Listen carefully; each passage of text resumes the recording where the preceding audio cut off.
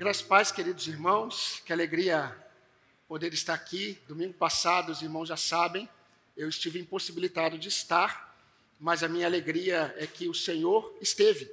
E o Senhor falou com os irmãos por meio do irmão Tiago pela manhã, ensinando em João capítulo 15, e também à noite por meio do nosso irmão Emerson em Neemias capítulo 1. E louvado seja Deus, porque Deus tem feito essas coisas em nosso meio. Amém?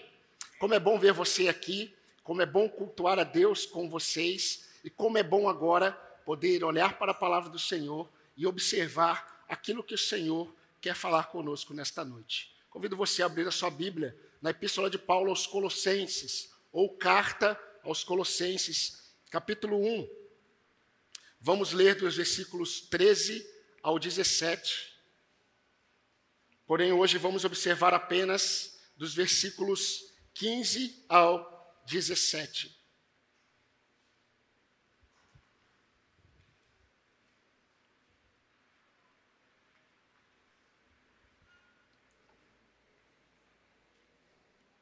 Colossenses capítulo 1, versículo 13, diz assim a palavra do Senhor.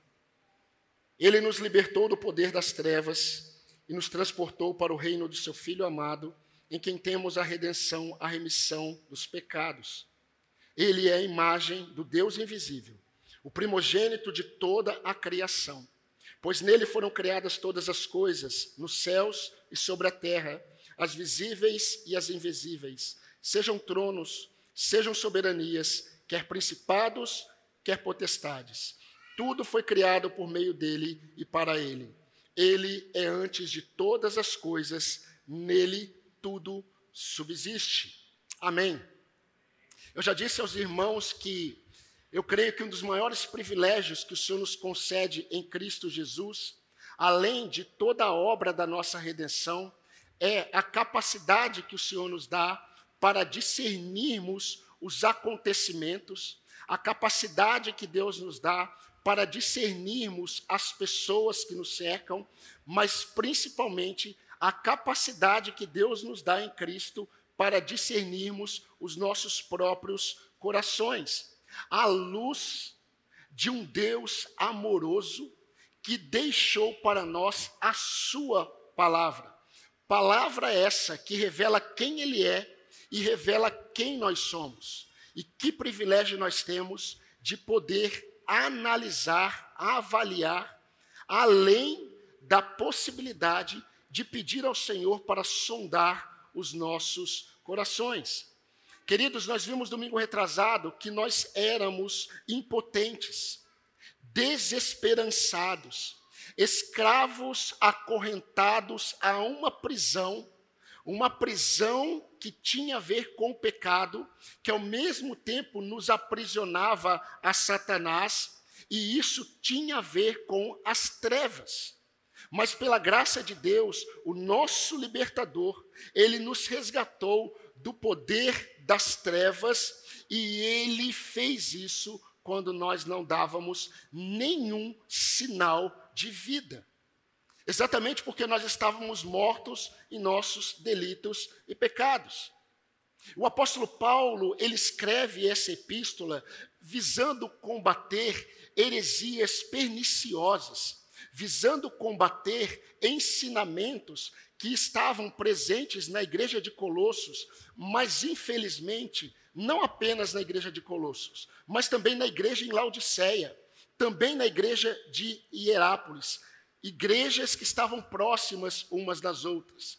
E essa heresia, chamada de heresia colossense, visava remover da igreja a supremacia, a preeminência de Cristo no culto da igreja, mas principalmente na vida dos irmãos, no dia a dia dos crentes.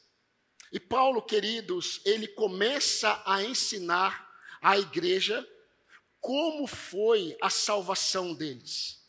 E é interessante como Paulo faz isso. Nós vimos isso nos versículos 13 e versículo 14. Quando Paulo mostra que Jesus Cristo, ele é o agente insubstituível de Deus para a salvação de todo aquele que nele crê. Que Jesus Cristo, ele é o resgatador, ele é o remidor da igreja. E ele começa agora, queridos, a partir do versículo 15, não falar mais tanto, de forma tão específica, da nossa salvação. Mas ele começa a falar sobre o Salvador da igreja. E isso é muito importante, isso tem peso. Porque se eu não sei de onde ou de que eu fui salvo, e se eu não conheço quem me salvou, eu jamais considerarei a minha salvação como tão grande salvação. E eu creio que uma das principais estratégias do engano no meio da igreja é remover da igreja a visão do Salvador da igreja. É remover da igreja a visão de onde os crentes estavam antes de Cristo e do que eles foram salvos, e também de quem? Do poder do diabo. Então, meus irmãos, o apóstolo Paulo, falando sobre a suficiência do verdadeiro Cristo, ele quer mostrar que Jesus não é apenas o agente insubstituível de Deus para a salvação. Ele não quer mostrar mais apenas que Jesus é o nosso Redentor e o Remidor.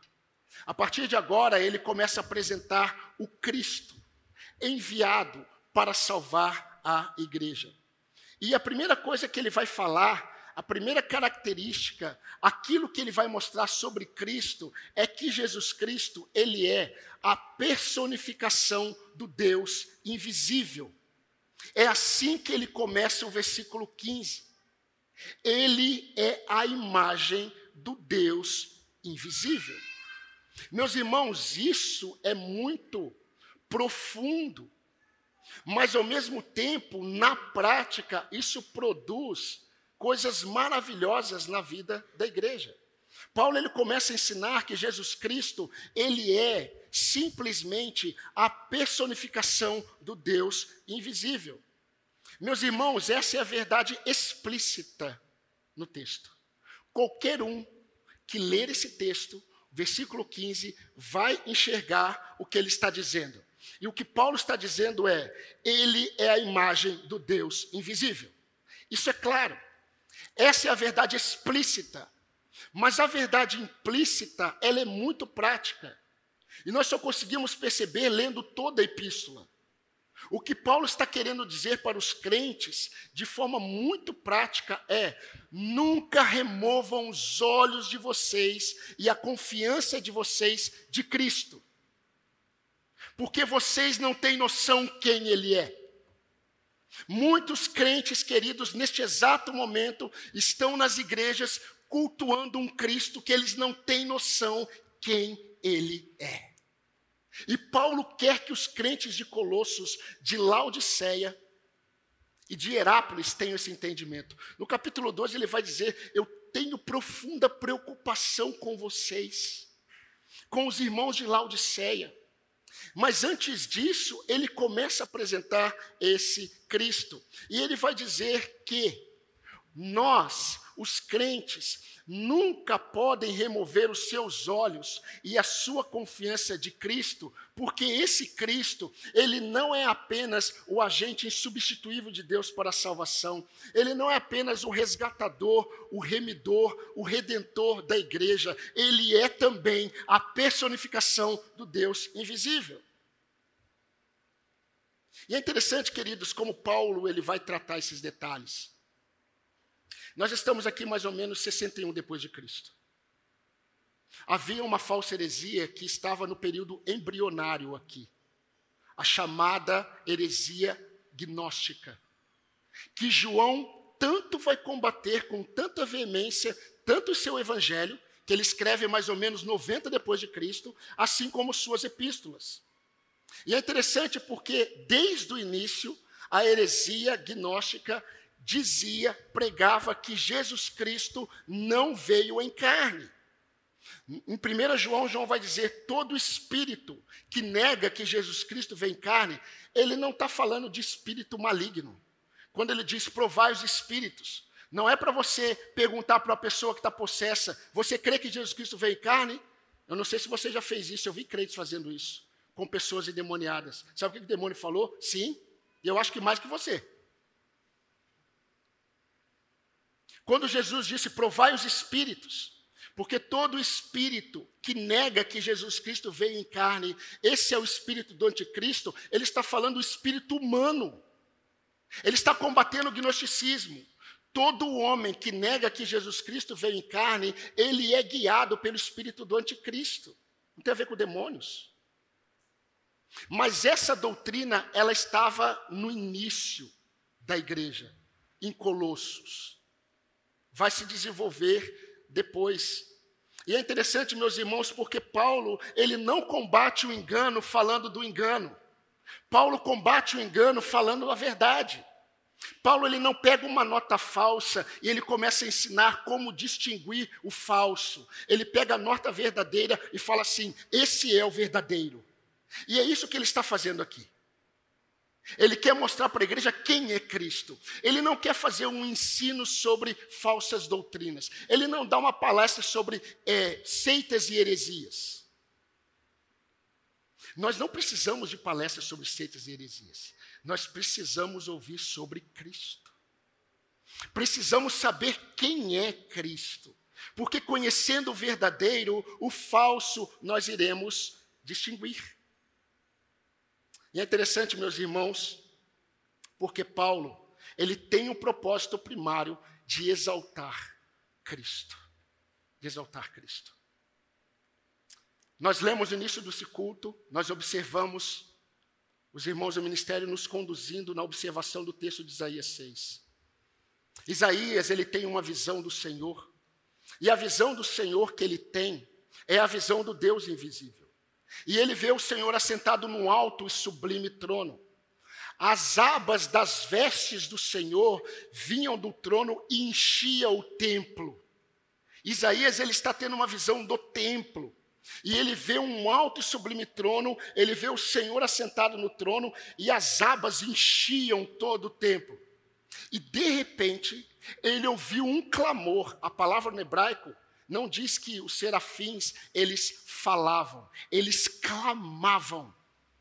E eles clamavam uns aos outros, santo, santo, santo é o Senhor dos exércitos, toda a terra está cheia da sua glória.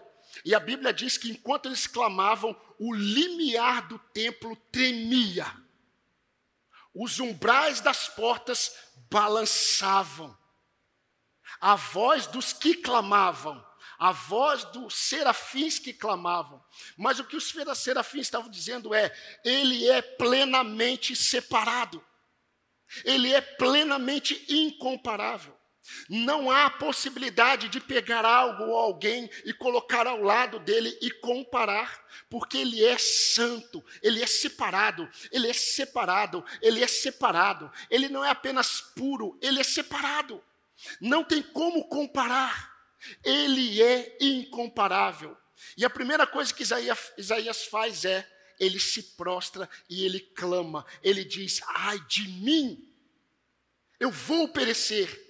Porque ele tinha uma visão do Deus invisível. E quem ensinou isso para ele? Moisés.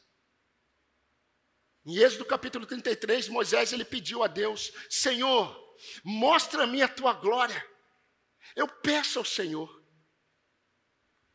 Deus, de uma forma muito amorosa, falou com Moisés, mas uma parte da fala de Deus foi, Moisés, se eu permitir que você veja a minha glória, você vai morrer. Porque nenhum homem verá a minha face e viverá. Séculos e séculos mais tarde, os discípulos estão caminhando com Jesus. E aí Filipe olha para Jesus e fala, eu acho que ele quis imitar Moisés. Senhor, mostra-nos o Pai, e isso basta.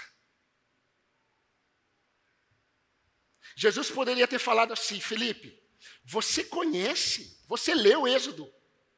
Você sabe o que Deus falou a Moisés. Ninguém pode ver a face do Pai e viver. Mas foi isso que Jesus respondeu? Não. Jesus falou, Filipe. É quase o Marta, Marta. há tanto tempo eu estou com vocês e vocês ainda não viram o Pai? Quem vê a mim, vê o Pai que me enviou. Quando Paulo escreve aos Coríntios, segundo aos Coríntios, capítulo 4, Paulo vai dizer que Deus, quando ele disse que nós deveríamos experimentar a revelação dele, assim como no início foi dito, haja luz, ele resplandeceu em nossos corações a glória de Deus na face do Filho.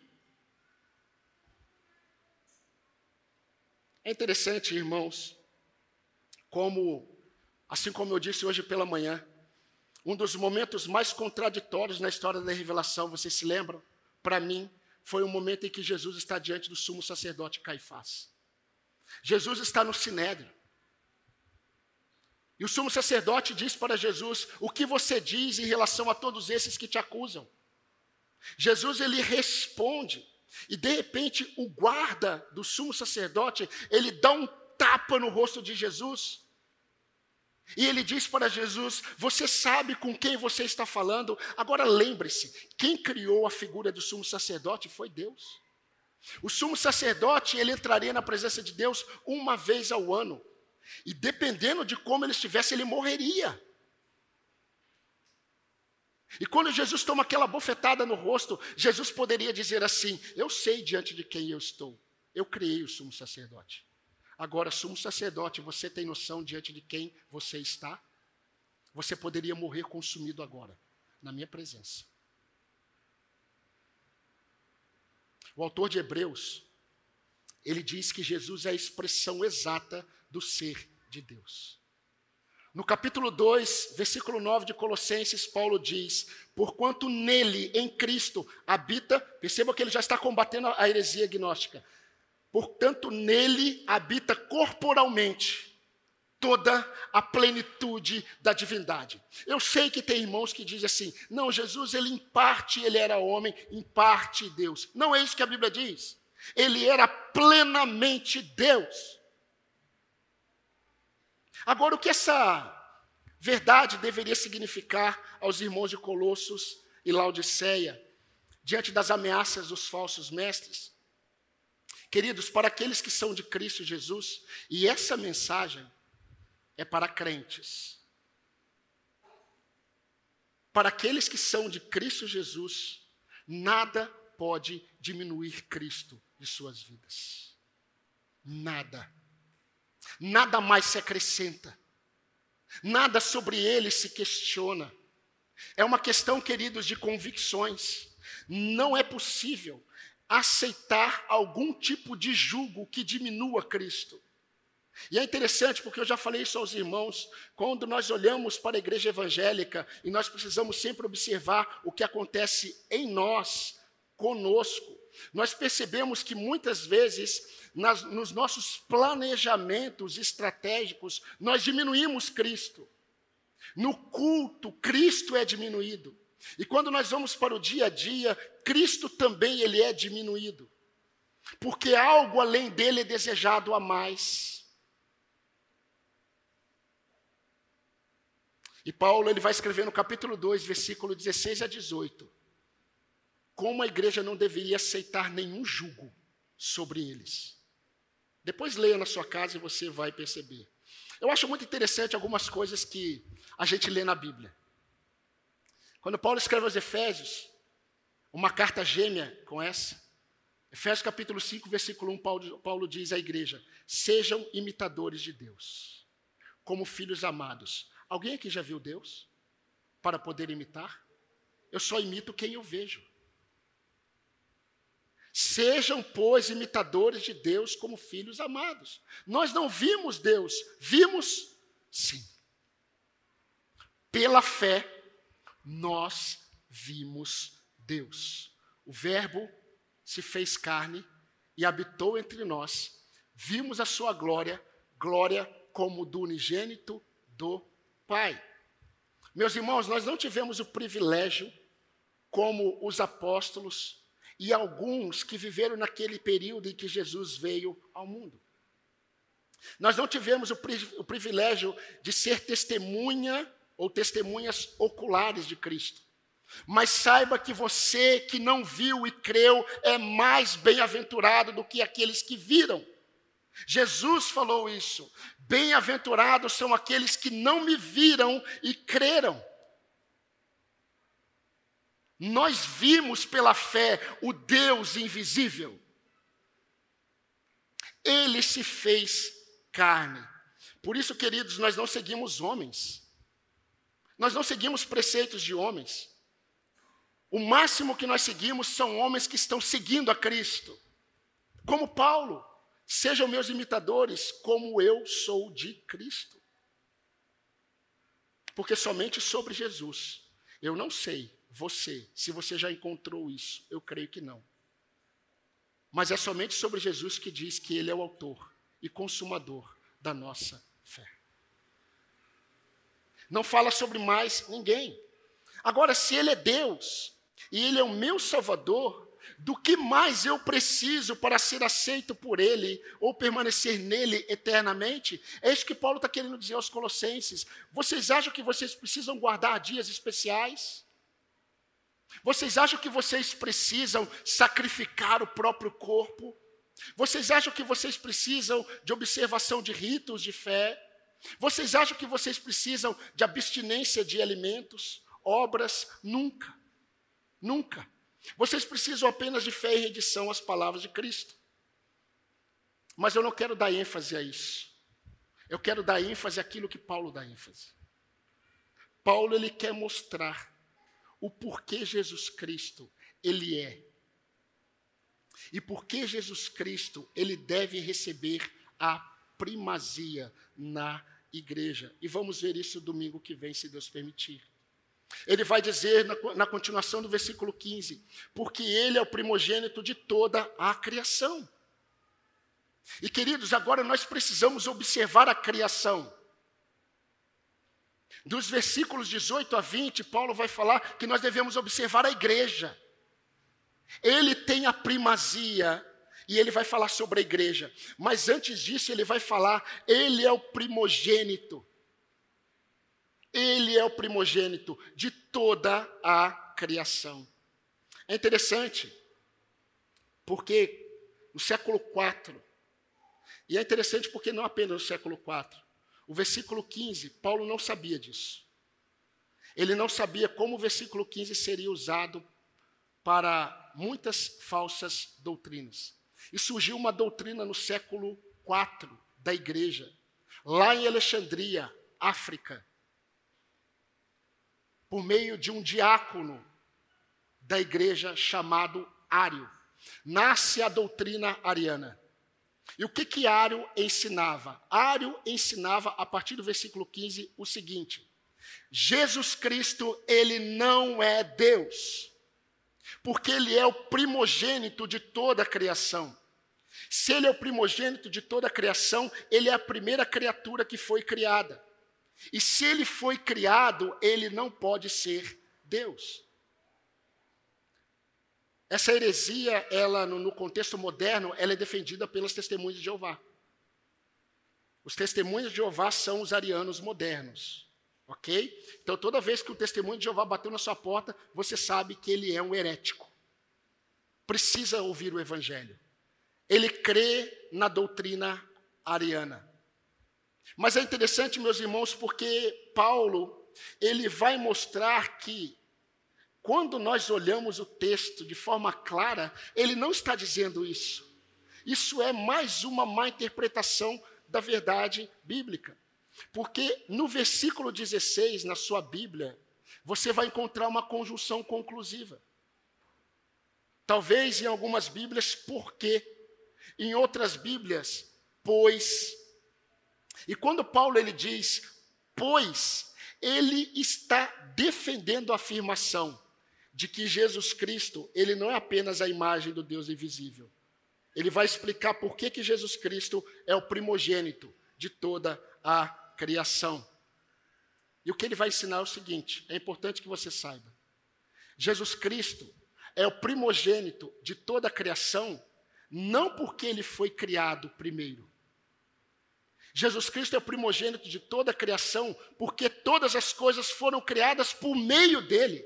Ele é antes de todas as coisas criadas. Nele tudo subsiste. Ou seja, ele deve receber a primazia, porque ele é antes de todas as coisas. Por isso que ele é o primogênito de toda a criação.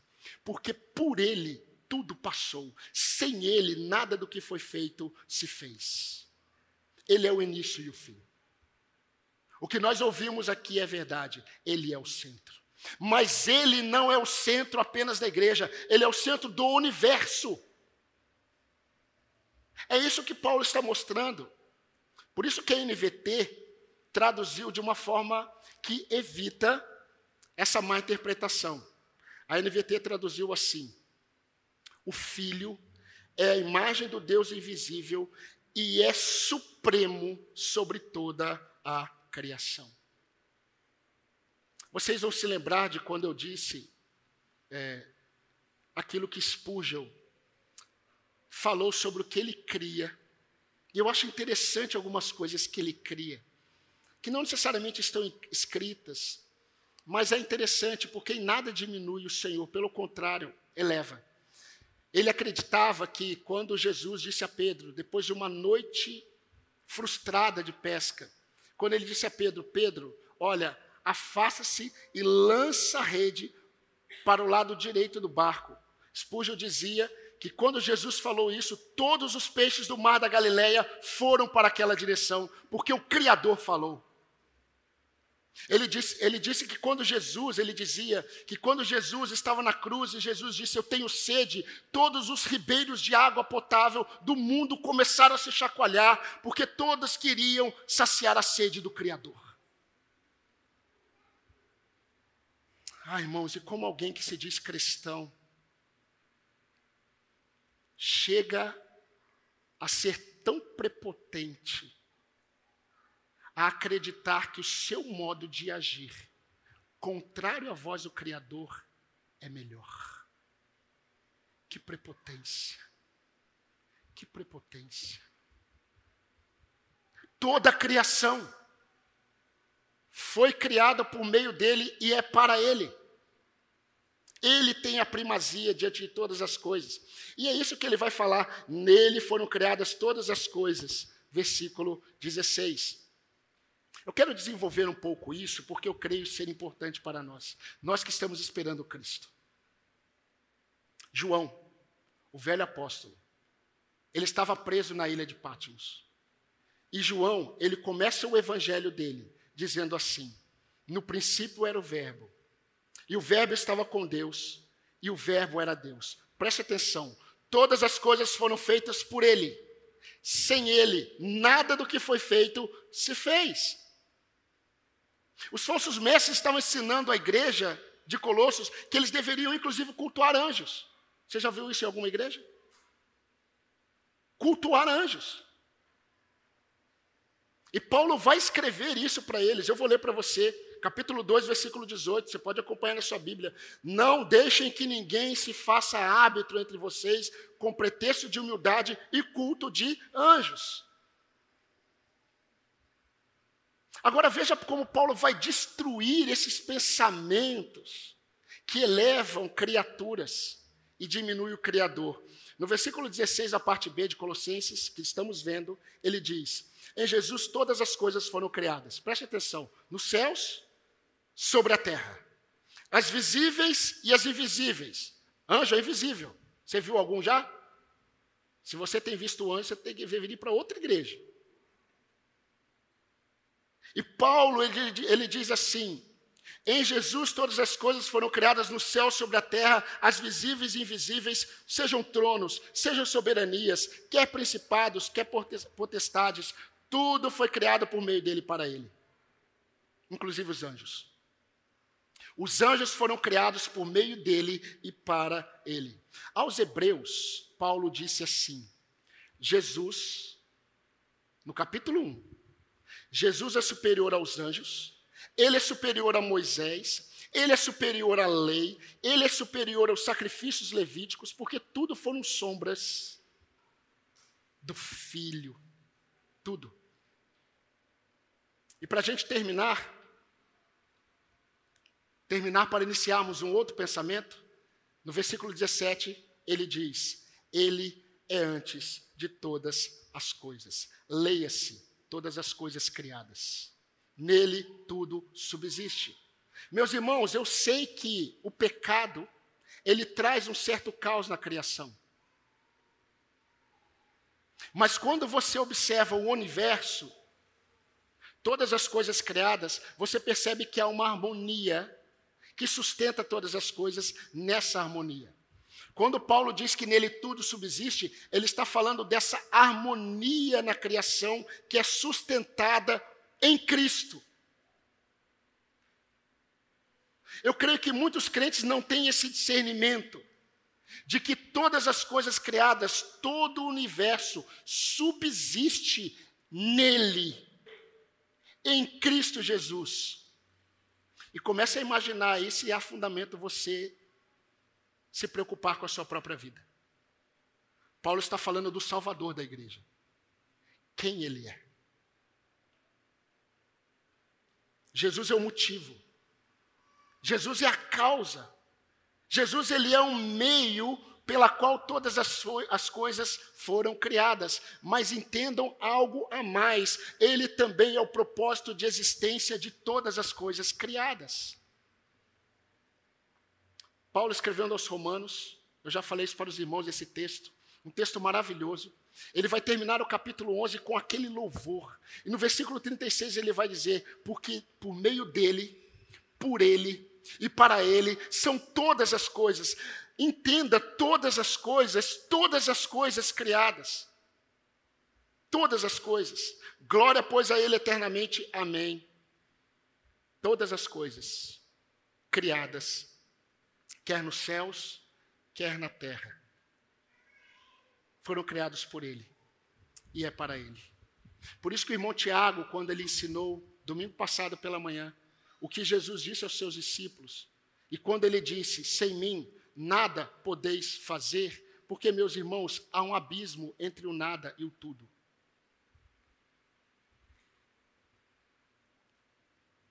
E aqueles que são de Cristo não podem fazer nada, porque ele é tudo.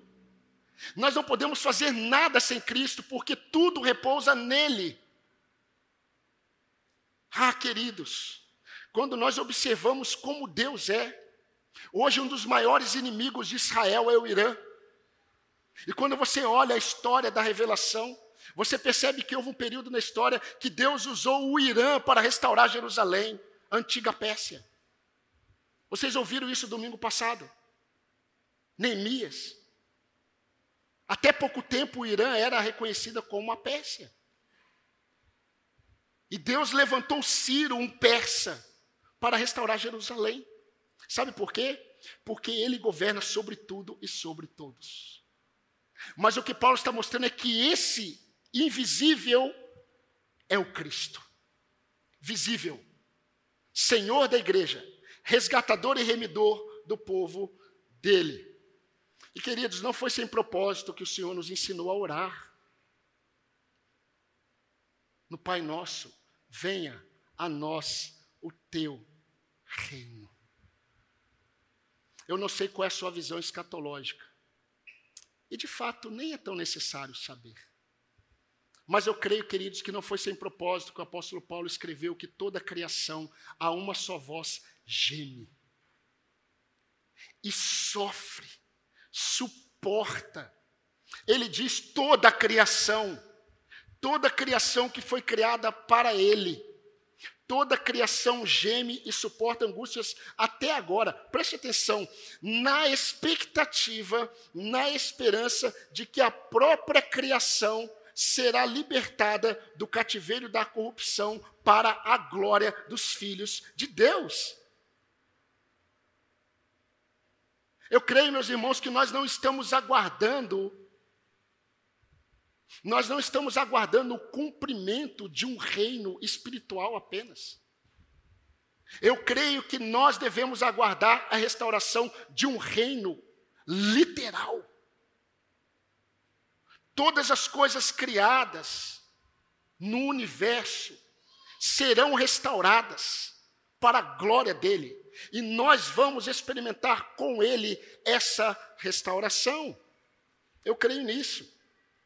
Eu creio que literalmente a criação experimentará a concretização do reino que nós devemos pedir em nossas orações. Venha o teu reino. Toda a criação foi criada por Cristo e para ele. Eu tento imaginar essa visão do profeta Isaías. O lobo habitará com o cordeiro. O leopardo, ele vai se deitar com o cabrito. O bezerro e o leão novo, e o animal cevado, eles andarão juntos. E eles serão guiados por uma criancinha. Eles não farão mal, nem destruirão em todo o meu santo monte. Sabe por quê? Porque toda a terra estará cheia do conhecimento do Senhor, como as águas cobrem o mar. Hebreus capítulo 2, versículo 8 diz: todas as coisas sujeitaste debaixo dos seus pés, mas preste atenção. Ora, ao lhe sujeitar todas as coisas, nada deixou fora do seu domínio. Porém, neste momento, nós não enxergamos todas as coisas a ele sujeitas. Enxergamos? Nós não enxergamos todas as coisas criadas sujeitas a Cristo. Mas nós vamos enxergar. Efésios 1, 9 e 10. Paulo disse, o plano é este. Eu estou lendo na NVT. O plano é este. No devido tempo, ele reunirá sob a autoridade de Cristo tudo que existe nos céus e na terra. Todas as coisas. Você está conseguindo perceber? Eu não sei qual o efeito que isso está sendo produzido na sua mente. Você está conseguindo perceber o que Paulo está fazendo? Aqueles crentes estavam lidando com engano. Sabe o que Paulo está fazendo? Paulo está falando assim, deixa eu dizer para vocês onde vocês estão. Deixa eu dizer para vocês quem salvou vocês. Vocês são uma parte da criação. E todas as coisas criadas são dele e para ele. Essa passagem que nós acabamos de ver ensina, queridos, claramente que a ação redentora de Cristo abrange todo o universo. No Filho, o Pai se agradou de fazer convergir no Filho todas as coisas. No final, todas as coisas serão atraídas para o Filho. Jesus, o centro do universo. O centro de todas as coisas criadas. E todas as coisas estarão diante dele.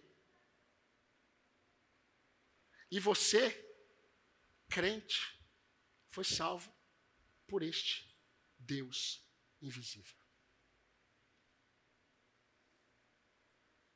Eu quero só lembrar onde Paulo está quando escreve isso. Paulo está preso em Roma. Ele está escrevendo as cartas da prisão. E Colossenses é uma dessas cartas da prisão. Paulo, ele está esperando a sentença dele. Ele não sabe o que vai acontecer. Ele está pronto a morrer. Ele está dizendo também aos filipenses, ele acabou de escrever aos filipenses, alegrai-vos sempre no Senhor. Eu vos digo, alegrai-vos, a minha prisão está produzindo o crescimento e o avanço do Evangelho. Ele está escrevendo do mesmo lugar. Ele escreve aos filipenses e agora escreve aos colossenses. Mas sabe o que ele está dizendo? Queridos, Nero, Roma, Ciro, Nabucodonosor, qual nação não foi criada? Todas as coisas foram criadas, quer potestades, quer autoridades, nos céus e na terra, tudo estarão diante dele. Nele, todas as coisas subsistem, inclusive vocês. Eu quero caminhar para o fim, mas fazendo algumas aplicações para todos nós. Meus irmãos, o apóstolo Paulo está querendo ensinar para a igreja e para todos nós que Jesus Cristo, ele não é apenas o Salvador e o Remidor da igreja. Jesus Cristo, ele é aquele que é um Salvador tão grande, porque ele é nada menos do que Deus. O Deus invisível. Capítulo 2, último texto que eu quero ler. versículo 3 e 4, ele diz: em Cristo, no qual estão escondidos todos os tesouros da sabedoria e da ciência, e eu digo isto para que ninguém vos engane com palavras persuasivas. Queridos, vamos pensar um pouco. O que os homens querem acrescentar? O que a igreja quer acrescentar? Eu gostaria de estar diante de toda a igreja evangélica e dizer assim: o que vocês querem mais?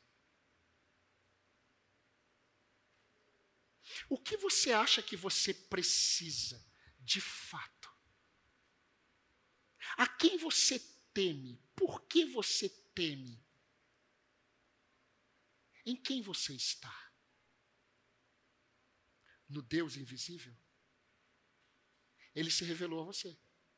Você viu a glória de Deus que Moisés não viu. Na face de Cristo, quando o Espírito Santo abriu seu entendimento e você viu o Filho de Deus, você viu a glória do Pai na face de Cristo Jesus. E você não morreu. E detalhe, o Santo dos Santos está aberto, escancarado, para que você possa todos os dias estar na presença de Deus. Por causa do seu sumo sacerdote. Esse sumo sacerdote, ele é o Deus invisível. O primogênito de toda a criação. Não porque ele foi criado, mas porque todas as coisas foram criadas por ele. Ele é antes de todas as coisas. Por isso que ele tem a primazia. Versículo 18, parte B. Ele tem a primazia.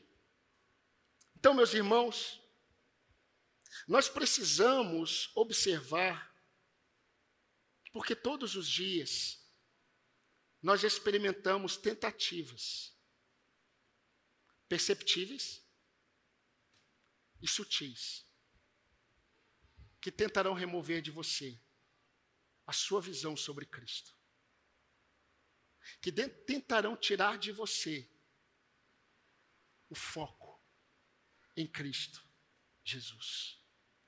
Não se acrescenta nada àquilo que já é pleno. Você já tem o pleno. Você não precisa de mais nada. Eu não preciso de mais nada.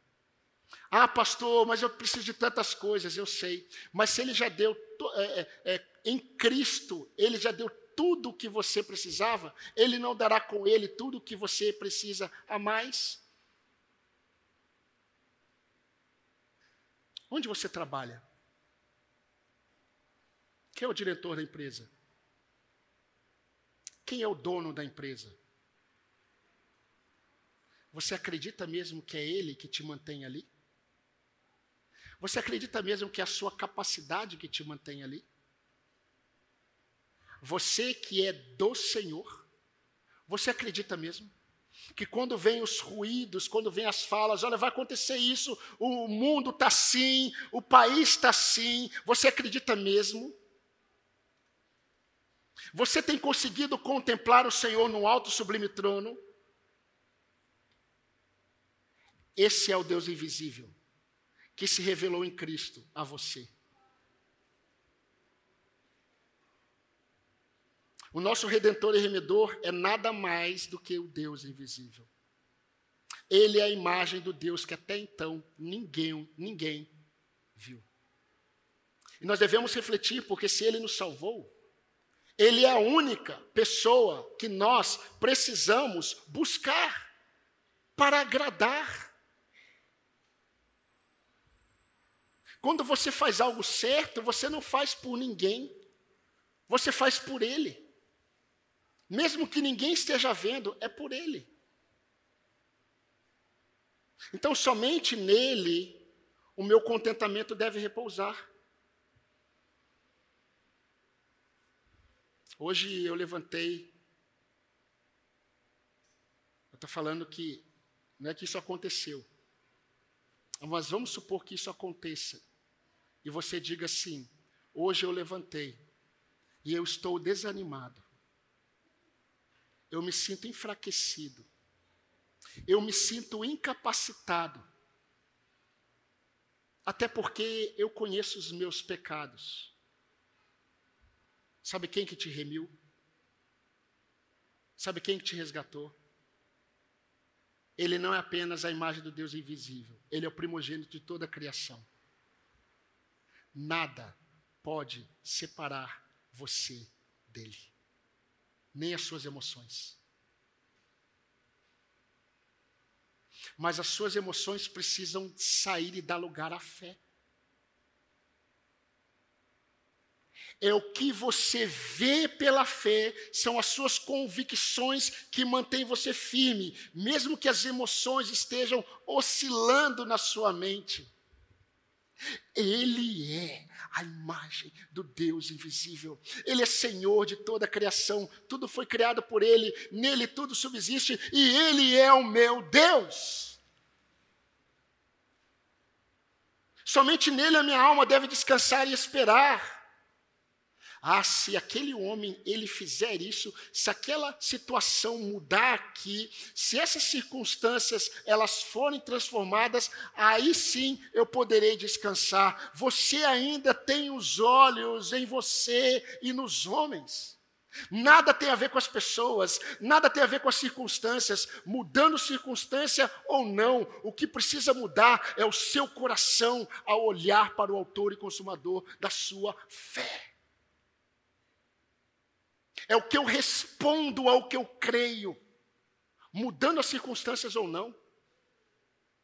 Só Ele pode me amparar na luta contra as trevas que há em mim. Não é o pastor, não é o diácono,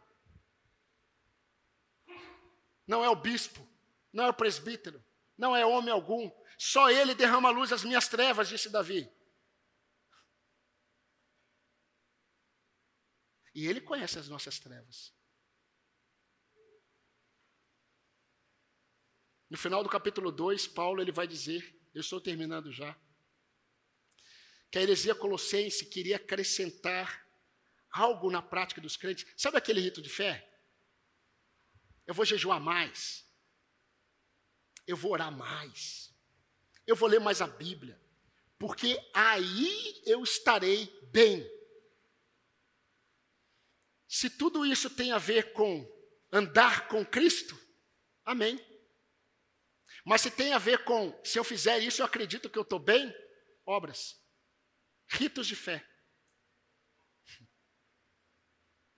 Paulo ele vai dizer para ele o seguinte, no final do capítulo 2, que todas as coisas que os falsos mestres estavam ensinando, que eles deveriam praticar, Paulo diz assim, não tem poder algum contra as inclinações da carne. Práticas religiosas que têm aparência de piedade, não tem poder nenhum contra as inclinações da nossa carne. Tudo que nós fazemos de prática religiosa não tem poder nenhum contra as inclinações da carne, se a nossa confiança estiver nos ritos de fé. Os meus ritos de fé, eles só servem se aumentam em mim o meu amor pelo meu Salvador.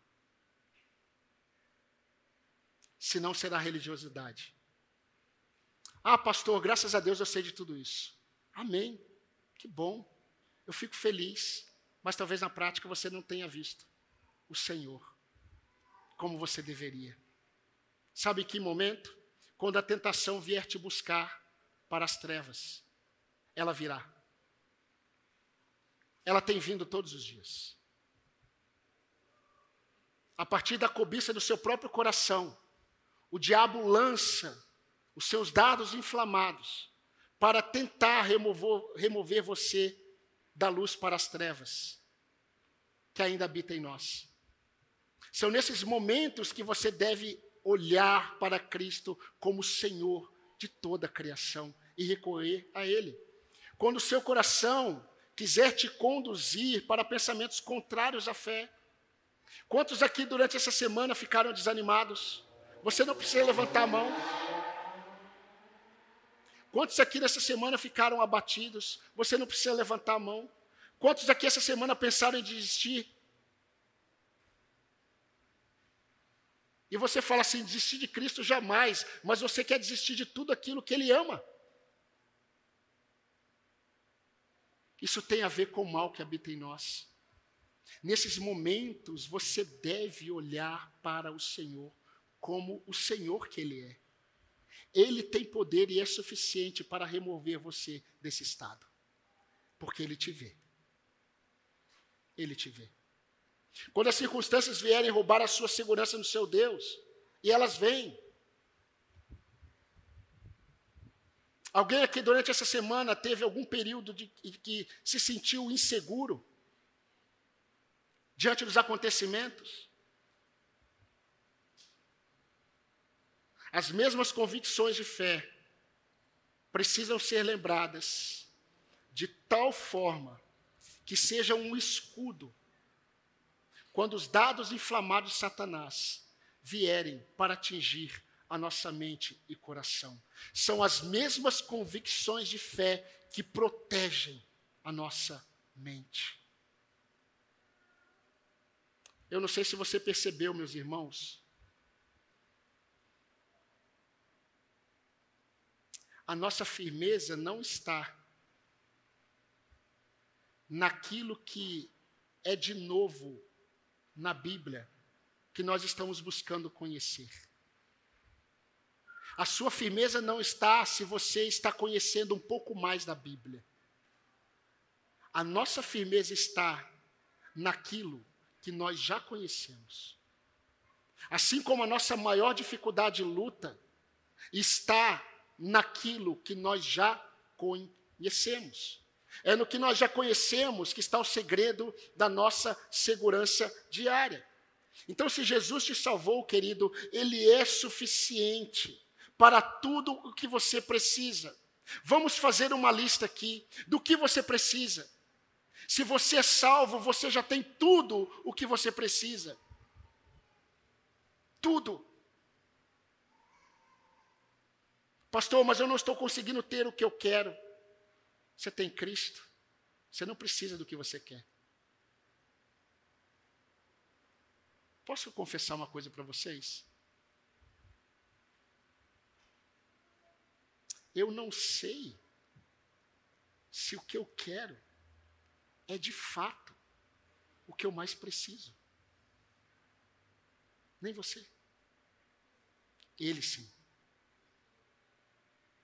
A questão é, eu tenho tudo. Então eu não posso fazer nada sem Ele. Mas se eu já tenho Ele, eu estou satisfeito. Por que está abatido a minha alma? Por que te perturbas dentro de mim? Espera em Deus. Simplesmente porque Ele é Deus. E Ele é o seu Salvador. É o seu pastor. É o seu Senhor. E é o seu amigo. Eu não chamo mais vocês de servos. Mas eu chamo vocês de amigos. Ele é a expressão exata do ser de Deus. No capítulo 3, versículo 11, Paulo escreveu: Jesus Cristo é tudo em todos. Então, queridos, a lição prática para nós é: nunca remova os seus olhos e a sua confiança de Cristo. Sabe por quê? Porque um menino nos nasceu. Um filho se nos deu. E o governo está sobre os seus ombros. Ele será chamado maravilhoso conselheiro, Deus forte. O que significa Deus forte? Deus forte. Nós sabemos de quem Isaías está falando. Então, se ele sustenta o universo, nele, se todas as coisas estão convergindo para ele, se ele já fez tudo e tudo terminará nele, ele é digno de reinar sobre as nossas vidas. Sabe por quê?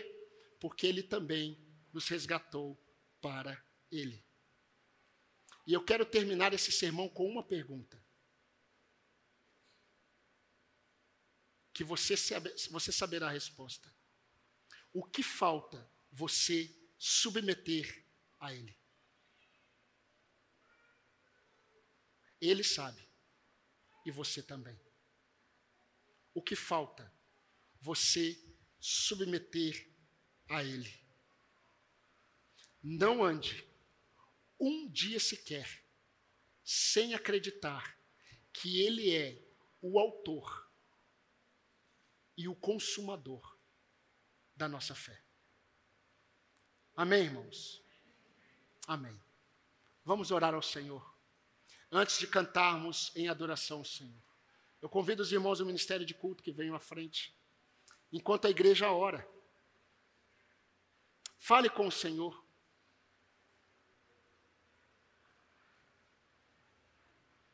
O que falta você, querido, submeter a Ele? Porque todas as coisas criadas nos céus e na terra são dele e para Ele.